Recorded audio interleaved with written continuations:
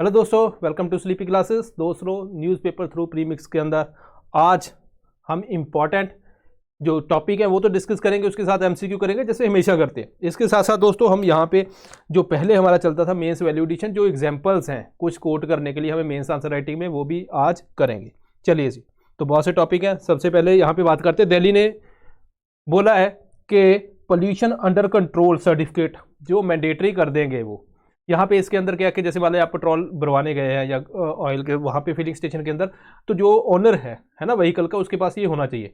तो ये strict rule है। इससे क्या होगा कि देखो, दो टाइप से हम बात करते हैं। एक तो गवर्नमेंट लेवल के ऊपर क्या एफर्ट हुआ है ना, दूसरा सिटीजन बिहेवियर।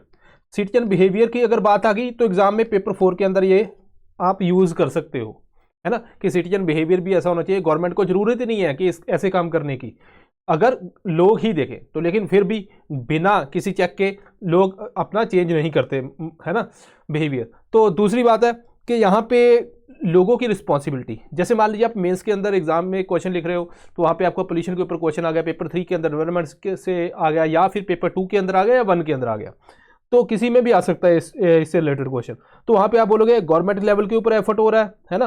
देन आप बोलोगे कि ठीक है, स्टेट जो सेंट्रल लेवल के ऊपर, स्टेट लेवल के ऊपर, उसके बाद लोकल लेवल के ऊपर, है ना। तो देन सिटीजन का क्या एफर्ट है, सिटीजन को क्या करना चाहिए, तो वहाँ पे भी आप यूज़ कर सकते हो। ठीक है जी, बात करते हैं यहाँ पे दोस्तों, एक एग्जाम्पल है इसको। अब ये वाला आर्टिकल है, मैं आपको बताता हूँ। यहाँ पे 2 एग्जाम्पल दिए इस आर्टिकल ने। द हिंदू के अंदर आज का न्यूज़पेपर है, वहाँ पे ये आर्टिकल है। इस आर्टिकल को हमने यूज़ कैसे करना है, एक यहाँ पे पूरी कहानी दी गई है, ठीक है, उसके अंदर 4-5 लाइन निकाल के आप ऐसे के अंदर यूज़ कर सकते हो। ठीक है, स्टार्टिंग ऐसे की कि कैसे कोविड की वजह से इम्पैक्ट हुआ लोगों के ऊपर, है ना, लोग कैसे सर्वाइव कर रहे हैं। दूसरा, अपना मेंस आंसर राइटिंग में जीएस के अंदर हम एग्जाम्पल देंगे, ठीक है, कि कोविड का क्या इम्पैक्ट हुआ, जिसकी वजह से लोगों की जॉब गई, वो तो गई, कुछ लोगों ने शिफ्ट किया, है ना। तो रिसेंटली जो न्यूज़ में था, जोमेटो डिलीवरी एग्जैक्टिव, उसकी डेथ हुई, सलील त्रिपाठी। ठीक है दोस्तों, ये पहले रेस्टोरेंट मैनेजर थे, कोविड की वजह से जॉब गई तो ये डिलीवरी एग्जैक्टिव बन गए और डेथ होगी, इसकी वजह से न्यूज़ में थे। तो ये एग्जाम्पल होगी, है ना, कि कैसे लाइफ इंपैक्ट करती है लोगों की। अब प्यू रिसर्च सेंटर क्या बोलता है कि जो मिडिल क्लास इंडिया की श्रिंक हुई है और जो नंबर ऑफ पुअर है वो इंक्रीज हुआ है। जैसा कि हमने रिसेंटली जो ऑक्सफैम की जो रिपोर्ट थी उसके अंदर क्या पढ़ा था कि जो जैसे अंबानी और अडानी की अराउंड आई थिंक 8 गुना जो इनकम बढ़ी उस टाइम के ऊपर, जो और जो उसकी अंबानी की वो डबल फोल्ड हुई। और इसी रिपोर्ट ने ये बताया था कि जो पुअर है वो और गरीब हो गया, जो अमीर है बिलियनियर्स है वो और नंबर इंक्रीज हो गया इंडिया के अंदर ड्यूरिंग कोविड टाइम। वो भी रिपोर्ट इसके साथ आप इंटीग्रेट हमने करनी है। अब बात करते हैं दोस्तों एक और, लेफ्ट विंग एक्सट्रीमिज्म। ये अपना है सिक्योरिटी के अंदर टॉपिक, है ना, सिक्योरिटी के अंदर टॉपिक आता है। स्वाभिमान अंचल रीजन जो है उड़ीसा के अंदर, यहाँ पे ये लेफ्ट विंग एक्सट्रीमिज्म की वजह से काफ़ी टाइम से यहाँ पे इसका कुछ भी नहीं होता था, है ना। तो पूरा रीजन जो था वो ऑलमोस्ट आइसोलेटेड था। अब धीरे धीरे यहाँ पे माहौल ठीक होने लगा है। जैसे तो यहाँ पे डिकेड गैप के बाद यहाँ पे पंचायत पोल्स हो रहे हैं। इससे पहले पैसेंजर बस सर्विस स्टार्ट की गई, न्यू पुलिस स्टेशन बनाया गया। तो ये कुछ एग्जांपल जो पास्ट के अंदर हुई है, न्यूज़पेपर के अंदर ये था। यहाँ पे हमने एग्जांपल, जब आप सिक्योरिटी का इस टॉपिक को करते हो तो वहाँ पे एग्जांपल ये डेफिनेटली लगेगी। तो यहाँ पे सिक्योरिटी वाला लेफ्ट विंग एक्सट्रीमिज्म का वहाँ पे आपने बात करनी है कि फॉर एग्जांपल रिसेंटली ये रीज़न था और इसके अंदर अब काफ़ी जो बेहतरी है, ये तो गवर्नमेंट ने अच्छा एफर्ट किया है। ठीक है जी, अब बात करते हैं दोस्तों इलेक्ट्रिक व्हीकल की। तो इलेक्ट्रिक व्हीकल जो है वो गवर्नमेंट ने बोला कि ठीक है, पहले जो नॉर्मल अपने पेट्रोल डीजल वाले चल रहे हैं, ठीक है, अब उसके बाद BS6 भी आ गया। तो यहाँ पे अब इलेक्ट्रिक व्हीकल की बारी है। तो इलेक्ट्रिक व्हीकल के लिए लेकिन प्रॉब्लम क्या आ रही है, मेजर चार्जिंग स्टेशन की दिक्कत आ रही है। तो यहाँ पे जो गुरुग्राम के अंदर जो इंडिया का largest electrical vehicle charging station खोला गया। यहाँ पे चार्जिंग अराउंड 100 चार्जिंग पॉइंट यहाँ पे है। तो ये एक एग्जांपल है आपने रिसेंटली कि हाँ ये हमने एफर्ट कर रहे हैं, लेकिन ये गुरुग्राम से बाहर भी कुछ देखना पड़ेगा, है ना, वहाँ पे भी हमें दिक्कत है। दूसरा, वहाँ पे आपने क्रिटिसिज्म क्या करना है, यहाँ पे क्रिटिसिज्म ये करना है दोस्तों कि भाई जो इससे एनर्जी, जिससे इलेक्ट्रिसिटी प्रोड्यूस हो रही, कोल से अराउंड 52% हमारी इलेक्ट्रिसिटी आ रही है। तो बात तो वही है, इधर आप कोयला जला रहे हो, उधर आप बोल रहे हो इलेक्ट्रिक व्हीकल, या तो रीन्यूएबल एनर्जी से इसका सोर्स बनाओ तब तो बात बने। तो वो चीज़ें हैं जो आपने डिस्कस करनी है, एक क्रिटिकल एंगल ये देखना है। चलिए प्रीका, first question, consider the following statement. As per constitution Lok Sabha speaker is empower to place member under suspension for 1 year। Second, unlike speaker however the Rajya Sabha chairman does not have power to suspend a member. ठीक है जी, 1 only 2 only both 1 and 2 none of the above। यहाँ पे दोस्तों अपना answer है 2 only। यहाँ पे constitution के बारे में ये स्टेटमेंट पहले गलत है, दूसरा यहाँ पे 1 year वाला गलत है। बात करते हैं यहाँ पे द हिंदू के अंदर, Supreme Court questions of year suspension of 12 Maharashtra BJP MLAs.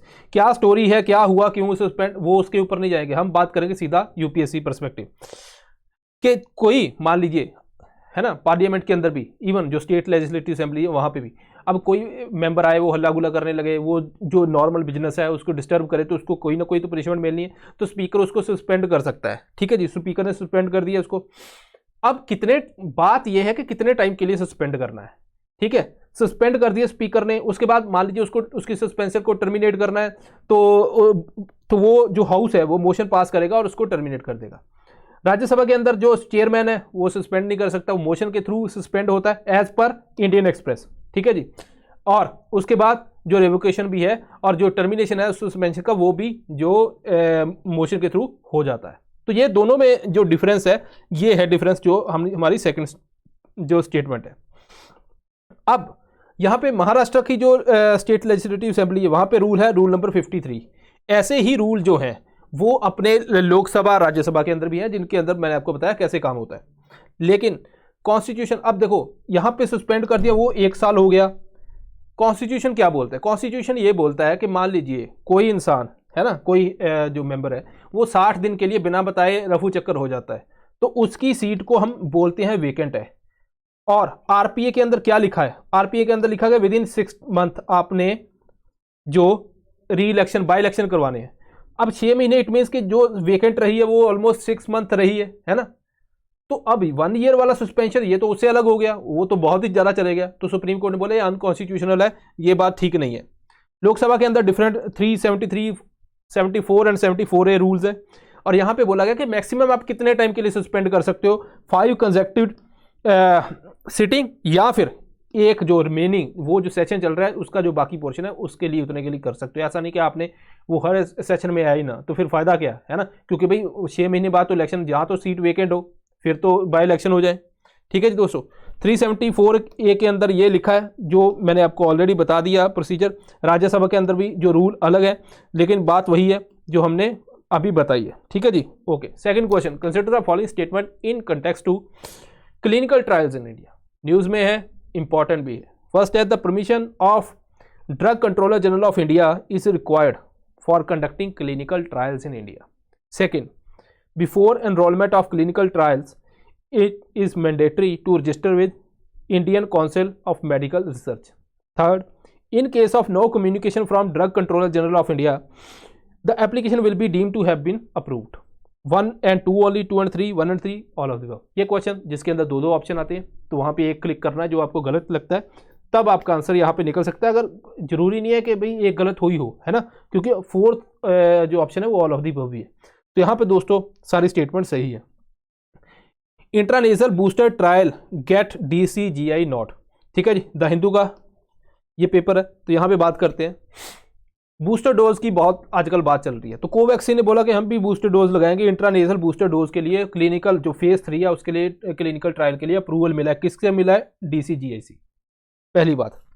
दूसरी, यहाँ पे चिंपैंजी डिनोवायरस वेक्टर जो वैक्सीन है वो एडमिनिस्ट्रेट की जाएगी।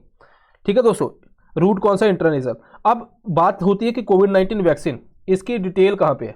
इसकी डिटेल है दोस्तों हमारे जो लेक्चर थे, ठीक है, इस प्री जो अभी हुआ उससे पहले रिवीजन सीरीज के लेक्चर है साइंस एंड टेक के 3, 1, 2, 3। फर्स्ट लेक्चर जो है वैक्सीन कैसे काम करती है शुरू से लेकर एंड तक सारा मैंने बताया हुआ है, तो आप वहाँ पे उस लेक्चर को देख सकते हैं अगर आपने वैक्सीन कहीं से देखे। सो ये लेक्चर देखना बहुत ज़रूरी है अगर आपको वैक्सीन के बारे में कैसे काम करती है कैसे नहीं करती उसके बारे में नहीं पता। और उसी लेक्चर में से बहुत से क्वेश्चन यूपीएससी प्री के अंदर भी आए। ठीक है दोस्तों, अब ये बात होगी। अब लेकिन DCGI ने क्या बोला? उन्हें बोला कि हम फेस जो क्लिनिकल ट्रायल है उसके लिए परमिशन दी है, ऐसा नहीं है कि आप ड्रग को सीधा मार्केट करने की नहीं, मतलब आपने ट्रायल कर लिया और सीधा मार्केट कर दिया, नहीं, उसके लिए भी फिर परमिशन लेनी पड़ेगी। ऐसा नहीं कि इसका मतलब ये है। तो यूपीएससी ये स्टेटमेंट बना सकती है कि अगर क्लिनिकल ट्रायल के लिए अप्रूवल मिल जाता है तो उसको डेफिनेटली मार्केट करने के लिए ड्रग अप्रूवल मिलेगा, वो गलत है। ठीक है जी। अब कोविड की वजह से और उससे वहाँ पे जो क्लिनिकल ट्रायल जो रूल्स 2019, अब ये गवर्नमेंट ने 2019 के अंदर चेंजेस हुए। ये ट्रायल जो क्लिनिकल ट्रायल है न्यूज़ में कोविड की वजह से रहते हैं, तो 2019 के अंदर रूल्स नोटिफाई किए मिनिस्ट्री ऑफ हेल्थ ने। यहाँ पे क्या बोला है थोड़ा सा ध्यान से देखते हैं। प्रमोट करना है क्लिनिकल रिसर्च को, चलो वो तो कर देंगे हम, कोई बात नहीं। जो जब कोई अप्लाई करता है उसको अप्रूवल मिलता है ना, उसके लिए टाइम पीरियड होता है। देखो दो तरह के, एक क्लिनिकल ट्रायल जो इंडिया के अंदर हो रहे हैं, एक जो बाहर हो रहे हैं ग्लोबल, है ना, बाकी कंट्री के अंदर। अब उसका इंडिया के अंदर क्या होगा। पहला है कि जो एप्लीकेशन के लिए टाइम है उसको 30 दिन कर दिया गया, अगर ड्रग मैन्युफैक्चर हो रही है इंडिया के अंदर। 90 डेज है अगर आउटसाइड कंट्री। अप्रूवल, अगर मान लीजिए आपने डीसीजीआई को एप्लीकेशन भेज दी और कोई भी बाद में रिप्लाई नहीं है, इट मीन्स कि वो अप्रूव है, ये माना जाएगा। अगर मान लीजिए लोगों के ऊपर आप ट्रायल करते हो और वहां पे किसी की डेथ हो जाती है, उस केस के अंदर डीसीजीआई जो है वो डिसाइड करेगा कंपनसेशन को। ठीक है दोस्तों। इसके अलावा अप्रूवल, मान लीजिए कोई नई ड्रग है, ठीक है जी, जो कंट्री दूसरी कंट्री के अंदर अप्रूवल है और जो मेंशन किया डीसीजीआई ने, तो वो वहाँ पे इंडिया के अंदर भी हो सकता है कि उसको सीधा ही हम क्लिनिकल ट्रायल की जरूरत ना पड़े, सीधा ही अप्रूव कर दे, हो सकता है, लेकिन जरूरी नहीं है। एथिकल कमेटी मॉनिटर करेगी ट्रायल को। इसके अलावा कोई नई ड्रग है, ठीक है, जो डेवलप मार्केट के अंदर चल रही है, ऑटोमेटिकली अलाउड की जाएगी इंडिया के अंदर। ठीक है, अगर उसके अंदर जो वहाँ पे उन्होंने जो क्लिनिकल ट्रायल किया उसके अंदर इंडियन पेशेंट भी थे। देखो ये पेशेंट जरूरी होते हैं। मान लीजिए आपने कोई अफ्रीका के पेशेंट के ऊपर ट्रायल लिया, उनका जो जीन है उनका सिस्टम और है, कोई ड्रग उनको रेजिस्टेंस कर सकती है, कोई इंपैक्ट कर सकती है, कोई नहीं कर सकती। इंडिया वालों को और है, तो ऐसा नहीं कि आपने वहाँ पे कर दिया और यहाँ पे बोला कि अप्रूव है, ऐसा नहीं होगा। तो अगर इंडियन पेशेंट है तो वहाँ पे अप्रूव हो जाएगा। New rules mood regulation on test on conducted on animal, तो ये भी अप्रूव कर दिया। अब बात करते हैं ये वाला पॉइंट दोस्तों इंपॉर्टेंट है प्री के लिए।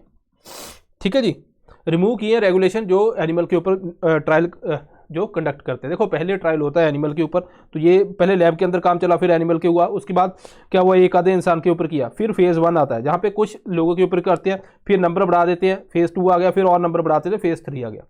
फेज़ 4 के अंदर आपकी ड्रग मार्केट के अंदर चलेगी, उसके बाद एनालिसिस होता है कि क्या, जैसे हम कोविड है, वैक्सीन चल रही है मार्केट के अंदर हमारे लग रही है, और उसके बेसिस के ऊपर डेटा उठाते हैं।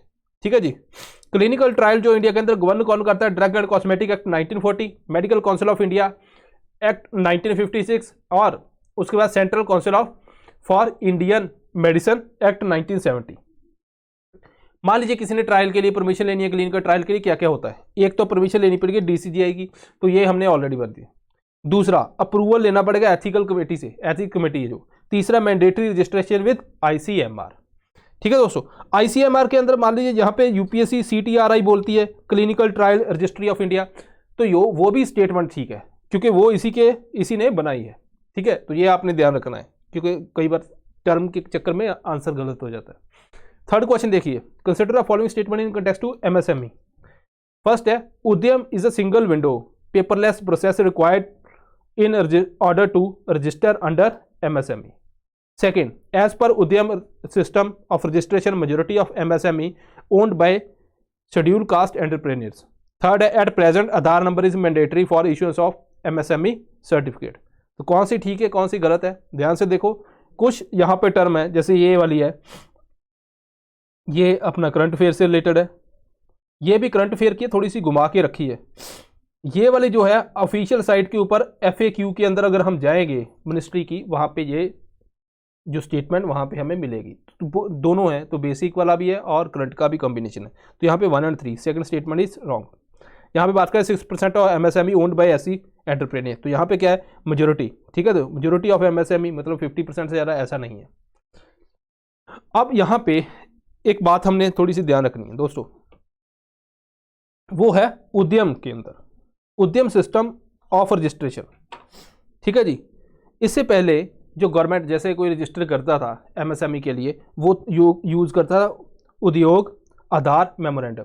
ठीक है, इसके अंदर क्या होता है, पेपर वर्क काफ़ी था और यहाँ पे प्रॉब्लम काफ़ी आ रही थी, तो गवर्नमेंट ने अब इसकी जगह के ऊपर ये ले उद्यम सिस्टम ऑफ रजिस्ट्रेशन। यहाँ पे क्या है कि आप सीधा रजिस्टर करो, पेपरलेस काम है, ऑनलाइन ये सारा हो जाता है। अब यहाँ पे जो डेटा है 6% of MSME owned by SC, ये क्या है, ये इसके अंदर जो उद्यम सिस्टम ऑफ रजिस्ट्रेशन के अंदर कितनों ने रजिस्टर कराया उसका डेटा है। यहाँ पे उद्यम सिस्टम ऑफ रजिस्ट्रेशन, ये द हिंदू ये बोलता है कि ये जरूरी है MSME को रजिस्टर करवाने के लिए जिसने गवर्नमेंट बेनिफिट लेना है। बहुत सी स्कीम गवर्नमेंट की आती है, लेकिन अगर किसी ने उद्योग आधार मेमोरेंडम के अंदर रजिस्टर करवाया हो तो वो उसी के साथ अपना बिजनेस कैरी ऑन कर सकता है जो पास्ट में करवाया था। ऐसा नहीं है कि सभी को इसके अंदर करवाना ही करवाना जरूरी। ठीक है दोस्तों, अब यहाँ पे ये रिपोर्ट बताती है 6% owned by SC entrepreneurs, Maharashtra इस लिस्ट के अंदर टॉप कर रहा है। ठीक है जी, तो ये सिर्फ उद्यम के कंटेक्स्ट के अंदर ही है, ये आपने ध्यान रखना है, इसलिए मैं रिपीट कर रहा हूँ क्योंकि आर्टिकल यही बोलता है। Fourth question, consider the following statement in context of national cadet corps. First है, it is a youth development movement which came into existence after Indo China war. Second, the funds for NCC are shared by centre and state government. Third, the ministry of defence deal with NCC at national and state level. 1 and 2, 2, 1 and 3, all of the above. चलिए, तो यहाँ पे answer निकालिए दोस्तों, तो यहाँ पे अपना आंसर बनता है 2 ओनली। इंपॉर्टेंट है, तो यहाँ पे ये तो बेसिक का पार्ट है।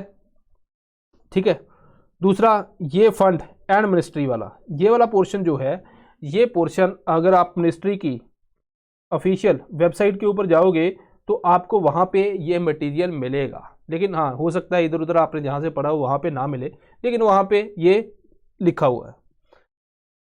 Youth of country can boost vocal for local campaign, प्रधानमंत्री ने बोला है, तो द हिंदू के अंदर ये न्यूज़ है। तो यहाँ पे बात करते हैं, तो उन्होंने बोला कि NCC को कोई रैली को वो संबोधन कर रहे थे, वहाँ पे उन्होंने बोला कि जो लोकल प्रोडक्ट है उसको प्रमोट करना है ना, लोकल कोई भी कल्चर है हर एक चीज़ को प्रमोट करना, यूथ ये काम कर सकते हैं जिससे हमारा जो सेल्फ रिलायंस है वो बढ़ेगा।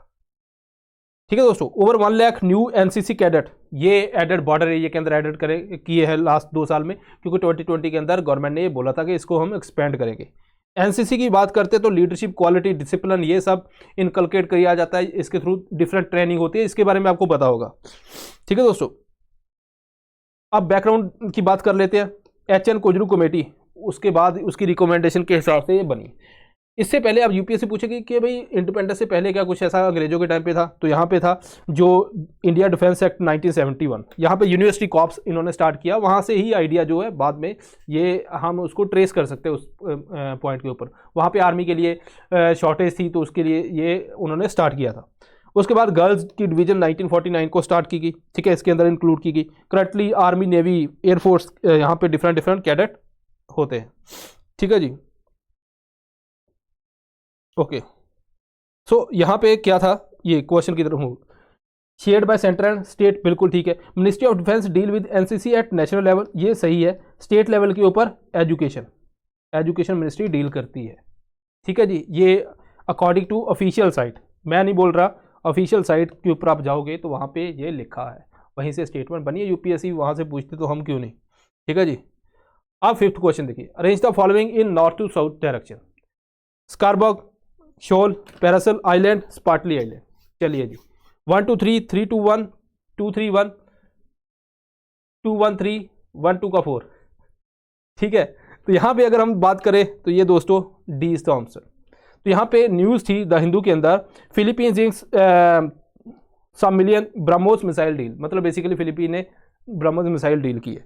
ठीक है, क्योंकि ब्रह्मोस मिसाइल के ऊपर हमने पहले क्वेश्चन पूछ लिया, इसलिए उसके ऊपर नहीं बनाया, तो मैंने फिलीपींस का एरिया जो है वो लोकेशन बेस के ऊपर क्वेश्चन बनाया है, क्योंकि हमने वो ऑलरेडी बना दिया, सेम क्वेश्चन को रिपीट करके फायदा नहीं है। सो रिसेंटली ये बोला गया कि हमने जी ब्रह्मोस मिसाइल एक्सपोर्ट करेंगे। तो अगर बात करें तो यहाँ पे फर्स्ट जो है एक्सपोर्ट हुआ है, UPSC इसी स्टेटमेंट को घुमा के पूछेगी। UPSC ये पूछेगी दोस्तों कि इंडिया और जो रशिया के बीच में कॉन्ट्रैक्ट हुआ है ना, जो भी एग्रीमेंट है, उसके हिसाब से ब्रह्मोस मिसाइल को किसी थर्ड कंट्री को एक्सपोर्ट नहीं किया जाएगा। तो अब ये स्टेटमेंट बन गई, हमने तो कहीं पढ़ा ही नहीं, लेकिन यहाँ पे हमें इसका आंसर मिलता है। ठीक है जी, ब्रह्मोस मिसाइल के बारे में बात करें तो इंडिया रशिया 2.8 मैक जो स्टार्टिंग, अब इसकी रेंज वगैरह स्पीड वगैरह बढ़ती रहती है, ये आपने याद रखना है, डिफरेंट लेटेस्ट वर्जन आते रहते हैं। ब्रह्मपुत्र एंड मोस्कवा जो रिवर के नाम पे इसका नाम रखा गया, मीडियम रेंज सुपरसोनिक मिसाइल है, ठीक है दोस्तों।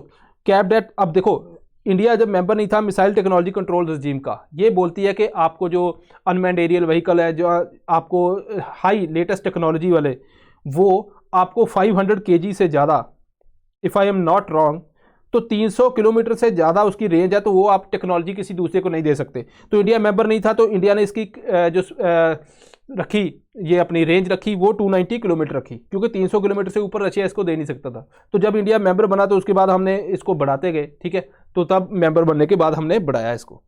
इसके अलावा यहाँ पे 2 स्टेज है, solid liquid ramjet engine hypersonic missile है, ठीक है जी। ये लोकेशंस है, पैरासल आइलैंड अगर आप देखो रेड चाइना, ठीक है दोस्तों। उसके बाद अगर मैं बात करूँ ताइवान, ये वाला कलर है, वियतनाम का ये, तो कलर बेस्ड यहाँ पे ये दिखाया गया है। तो यहाँ पे अगर मैं बात करूँ स्कारबॉक की, तो ये दोस्तों अपना चाइना आ गया, उसके बाद ताइवान आ गया, देन फिलीपींस आ गया, उसके बाद वियतनाम आ गया, ठीक है जी। यहाँ पे एक ऐड हो गया, ब्रुनेई ऐड हो गया। तो ये आपने थोड़ा सा अपने नोट्स के अंदर बना के इसको रखना है, इंपॉर्टेंट है, ठीक है दोस्तों। सो यहाँ पे एक इम्पॉर्टेंट बात है, और बहुत से बच्चे पूछते हैं कि भाई सर हम कोर्स लेना चाहते हैं, कमेंट में पूछते हैं। तो दोस्तों प्रीलिम का करंट अफेयर टेस्ट सीरीज का कोर्स हमारा अवेलेबल है, बहुत से बच्चे एडमिशन ले रहे हैं, आप भी ले सकते हो। GS current affair test series तीनों का कॉम्बो भी हमारा अवेलेबल है। इसके अलावा जीएस का अगर क्रैश कोर्स किसी ने करना है, भाई प्री के पहले हमने दबा के पढ़ना है ना, पूरा डिसिप्लिन नहीं बन रहा उसके लिए, तो ये भी आप ज्वाइन कर सकते हो। और किसी को लगता है बाकी सब हो गया भाई, अब तो करंट अफेयर को हमने पढ़ना है, तो आप पढ़ो, ये आपके लिए है दोस्तों, ठीक है जी। सो बहुत सी चीज़ें हैं, नई भी कोशिश कर रहे हैं लेके आने के लिए, और आपको और ज़्यादा हम ऐसा बनाएं कि आप एग्ज़ाम के अंदर एक अच्छा रैंक ला पाए। पहले क्वालिफाई करें, उसके बाद आगे हमारे बहुत से मेंस के लिए भी कोर्सेज हैं। सो मिलते हैं next time, thank you very much.